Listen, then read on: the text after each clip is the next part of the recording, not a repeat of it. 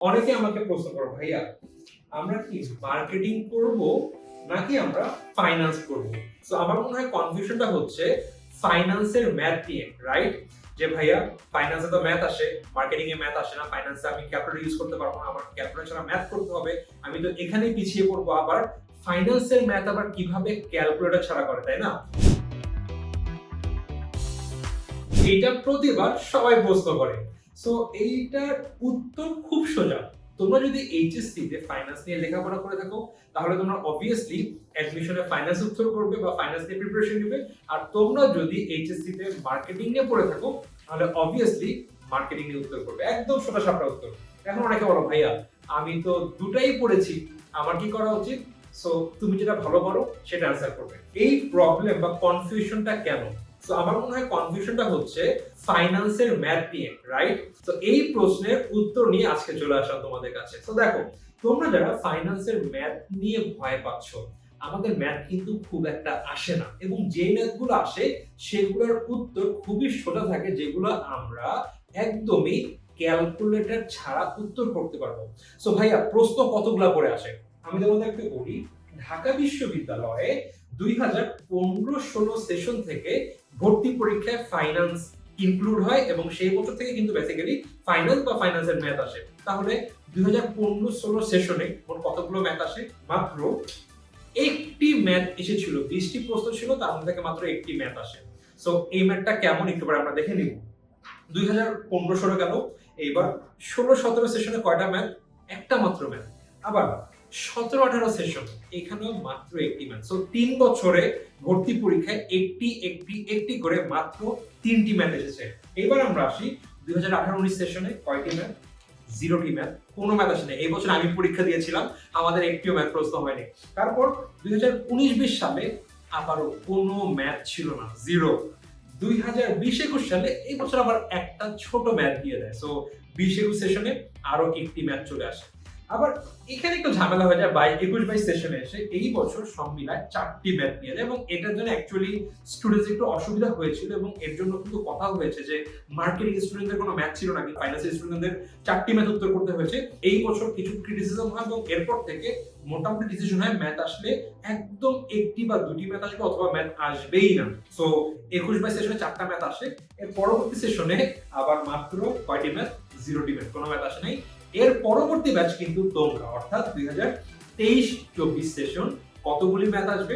হয়তোবা একটি দুটি আসার চান্স একদমই জিরোর কাছাকাছি। সো বলতে পারি কত? 50-50 একটিও প্রশ্ন আসবে না, আর 50% হচ্ছিল বলতে পারি একটি ম্যাথ হবে, আর দুটি ম্যাথ আসার চান্স একদমই কম। এবং গত 2-3 বছর ধরে কিন্তু রিটেন পার্ট আসছে, তাই না? রিটেন পার্টে কিন্তু আমাদের মাঝে মধ্যে একটা দুটো খুবই ইজি ম্যাথ চলে আসে। সো ভাইয়া প্রশ্ন তো আসছে মাত্র একটি বা দুটি আসতে পারে, কিন্তু দেখা গেল এই একটি প্রশ্ন দিয়ে দিল প্রেজেন্ট ভ্যালু অ্যানুইটির একটি বড় সূত্র, অথবা ক্যাপিটাল বাজেটিং এর একটা এনপিভি এর ম্যাথ দিয়ে দিল।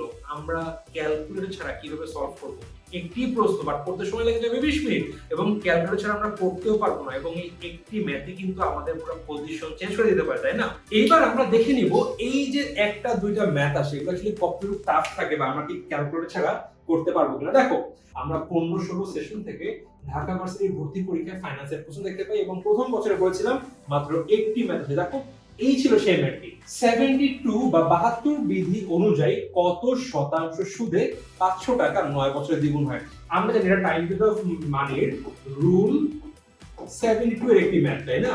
সো আমাদের এখানে বের করতে বলেছে কত শতাংশ সুদে। আমরা জানি কত শতাংশ সুদ মানে i ইকুয়াল টু, আমরা রুল কি 72 ডিভাইডেড বাই আমাদের n। এখন n এখানে কত আছে? সময় 9 বছর। সো 72 ডিভাইডেড বাই 9 কত? 8 নং 72 মানে 8%। উত্তর চলে আসলো। খুবই ইজি। এরকম বেসিক ম্যাথগুলো আমাদের ভর্তি পরীক্ষায় আসে। আরেকটা ম্যাথ দেখে নিই। এটা ছিল 2017-18 অ্যাডমিশন সেশনে। দেখো, বিনিয়োগ 9 লক্ষ টাকা, কর পরবর্তী মুনাফা 1,32,500 টাকা, এবং অপচয় 4,55,200 টাকা। নগদ আন্তঃপ্রবাহ কত?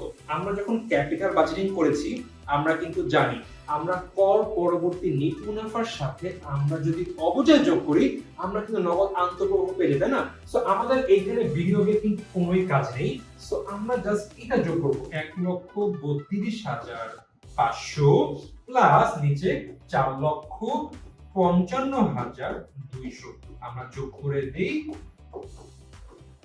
5,2,7,8,500,547,87,700 টাকা। দেখো এরকম বেসিক ম্যাথ গুলা কিন্তু আমাদের ভর্তি পরীক্ষা আসে। তো তোমরা যারা কনফিউশনে আছো ভাইয়া আমরা কি ফাইন্যান্স নিব নাকি মার্কেটিং নিব, কনফিউশন আমাদের একটা জায়গাতে, আমরা তো ফাইন্যান্সের ম্যাথ অ্যানসার করতে হবে, ফাইন্যান্সের অ্যানসার করলে আমাদের ম্যাথ আসবে, কতগুলো ম্যাথ আছে আমরা জানি না, আবার যেই ম্যাথ গুলো বা আসবে না কেন আমাদের তো ম্যাথ করতে ক্যালকুলেটর ইউজ করতে হবে, কিন্তু ক্যালকুলেটর নেই। সো এই যে ভয়গুলো আশা করি তোমাদের একদম ক্লিয়ার হয়ে গেছে।